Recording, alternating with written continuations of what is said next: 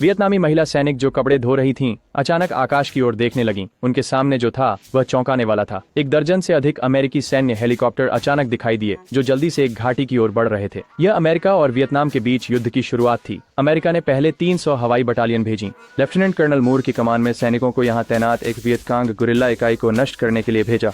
लक्ष्य के करीब पहुंचने के बाद स्थान पर दर्जन से अधिक हेलीकॉप्टर सीधे नीचे उतरे। साथ ही अमेरिकी लंबी दूरी की होवित्जर ने हेलीकॉप्टरों के लैंडिंग जोन को भी साफ कर दिया। अमेरिकी हेलीकॉप्टरों को देखने के बाद वियतकांग गुरिल्लाओं ने तुरंत युद्ध के आदेश दिए। जल्दी ही अमेरिकी सैनिक लक्ष्य स्थान पर पहुंच गए। जैसे ही वे हेलीकॉप्टरों से उतरे, अमेरिकी सैनिकों ने सभी दिशाओं में फायरिंग शुरू कर दी और हेलीकॉप्टरों ने इसे फायर सपोर्ट प्रदान किया। हवा में जमीन पर सैनिकों की सुरक्षा कर रहे थे ताकि वे सुरक्षित उतर सकें।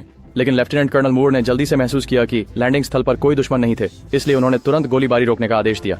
इलाके की जांच करने के बाद लेफ्टिनेंट कर्नल मूर ने अपने सैनिकों की टुकड़ी को आगे के जंगल में जाने का आदेश दिया। उन्होंने जल्दी ही एक वियतनामी स्काउट को पकड़ लिया। पूछताछ के दौरान उन्हें पता चला कि अमेरिकी खुफिया जानकारी गलत थी। यहाँ तैनात बल कोई गुरिल्ला इकाई नहीं थी, बल्कि उत्तरी वियतनामी सेना की एक नियमित प्रतिष्ठित इकाई थी। उनके पास न केवल 5000 सैनिक थे, बल्कि वे भारी हथियारों से लैस भी थे। लेफ्टिनेंट कर्नल मूर ने पाया कि जैसे ही वह बाहर निकला, उसने तुरंत आगे बढ़ती टुकड़ी को पीछे हटने का आदेश दिया, लेकिन तब तक बहुत देर हो चुकी थी। दूसरी तरफ आगे बढ़ते सैनिक पहले ही उत्तर वियतनामी घात में फंस चुके थे। उत्तर वियतनामी सैनिक सीधे बाहर निकल आए। जंगल से निकलकर अमेरिकन सैनिकों को पूरी तरह से चौंका दिया। उसी समय लेफ्टिनेंट कर्नल मूर की स्थिति पर भी हमला हुआ। उन्होंने तुरंत रेडियो ऑपरेटर को समर्थन के लिए कॉल करने का आदेश दिया और कमांड से सुदृढ़ीकरण भेजने का अनुरोध किया। दूसरी तरफ उत्तर वियतनामी कमांडर को पता चला कि अमेरिकन सैनिक 2 क्षेत्रों में बंट चुके हैं। उन्होंने निर्णय लिया कि सभी सैनिकों को तैनात करके उन्हें पूरी तरह से घेर लिया जाए और सभी अमेरिकी आपूर्ति को काटने का आदेश दिया। इस समूह को यही पूरी तरह से फंसा लें।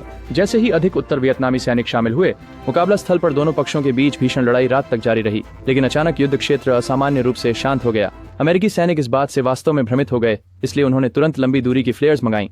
लेकिन जब फ्लेयर्स ने आकाश को रोशन किया, तो एक चौंकाने वाला दृश्य सामने आया।